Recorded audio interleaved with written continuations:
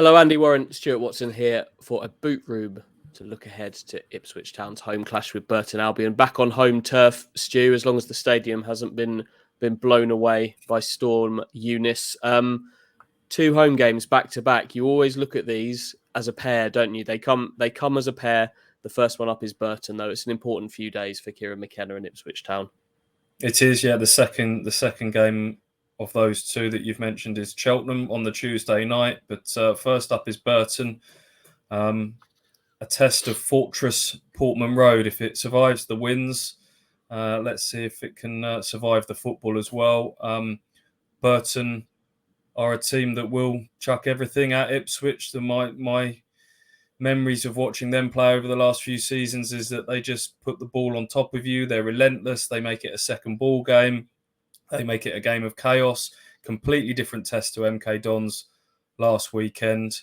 Let's see if Ipswich can come through this, because the home form has been really good. 3 straight wins since McKenna took over. Yep, perfect at home. And these kind of games, they've coped quite well in them as well, haven't they? We've seen them beat Wickham in this manner. They got the job done against Accrington. Slightly different test with Burton, but it's the kind of game that Kieran McKenna's shown he's able to set a team up to handle as well, isn't it? So there are reasons to feel fairly confident going into this one as well. Yeah, Gillingham twice as well. They're pretty physical side with Oliver up front.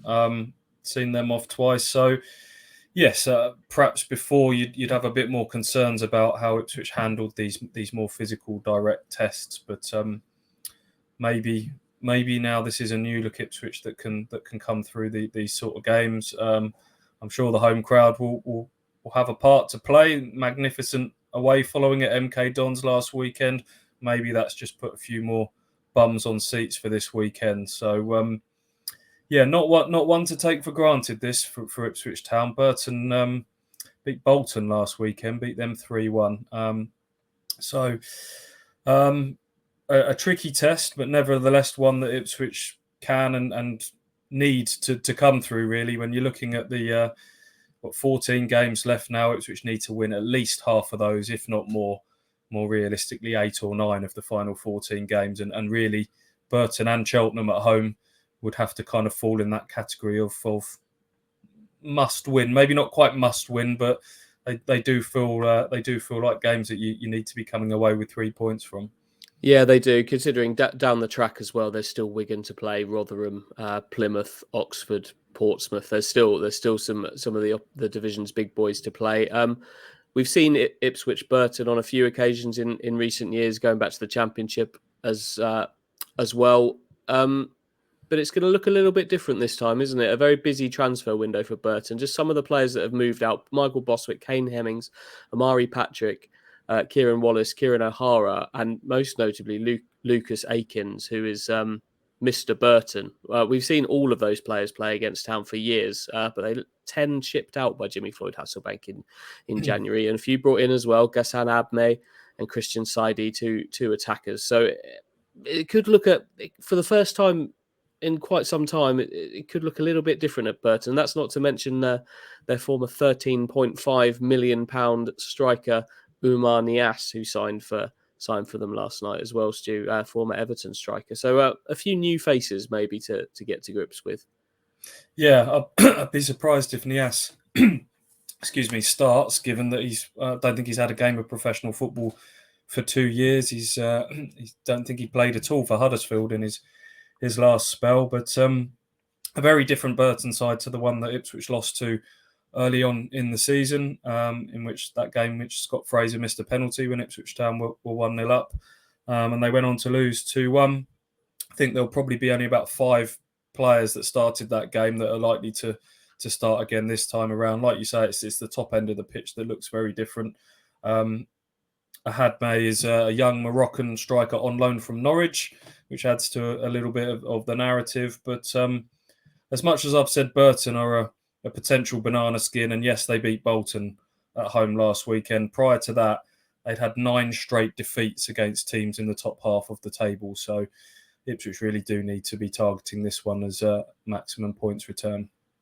Sure do. The Ipswich team, we talk about the defensive side of things being set. It feels like if Lee Evans can come through following his illness last weekend and return to the midfield alongside Sam Morsey, that midfield of Burns, Morsey, Evans and Thompson is kind of set, which once again means we're going to be here talking about the top end of Ipswich Town's pitch as well. The three men up there, it was Connor Chaplin, Bersant Salina and Caden Jackson at MK at the weekend.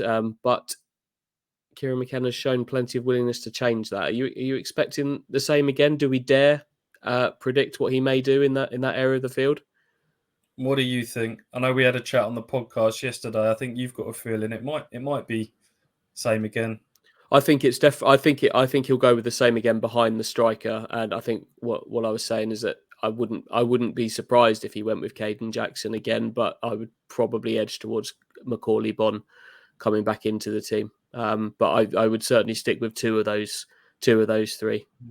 My gut feeling, and it is only a gut feeling, is that there might be more than one change in that front three. I think it was horses for courses last weekend. I think Jackson was part of a very specific game plan for MK Dons, a different type of opposition in Burton. I wonder if he might even change all three, and go back to Bonne and Norwood, who came on as a pair towards the latter stages against MK Dons.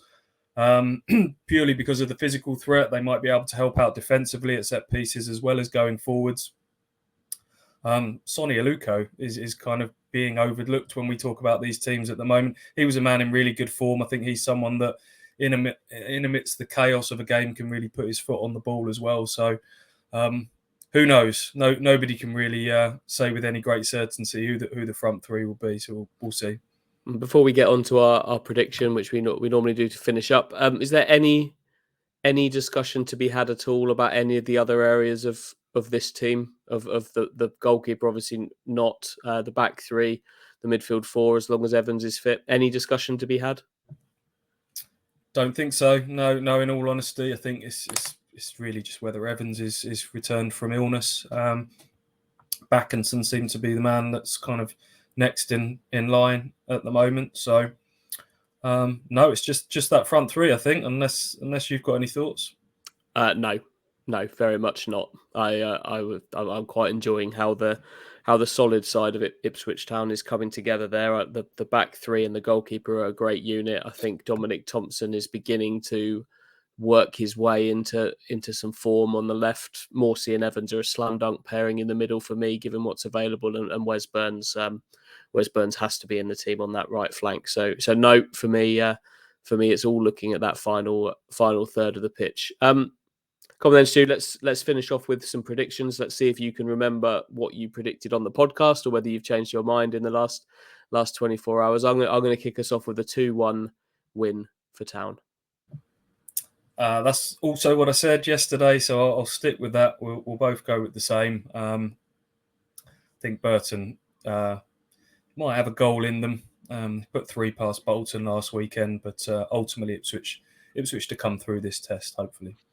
Yep, they scored all 3 of those goals inside the first 20 minutes, I think. So if Ipswich can weather that storm and weather the storm of Storm Eunice. I don't think I saw some stats to say that Burton have won every game in which they've taken the lead this season. So we always, the cliche of the first goal being important, might be the same again.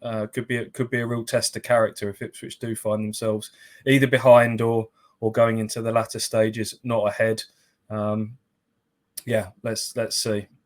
Yep, let's see if Ipswich can pass the test. Hopefully 3 points against Burton. Enjoy the game.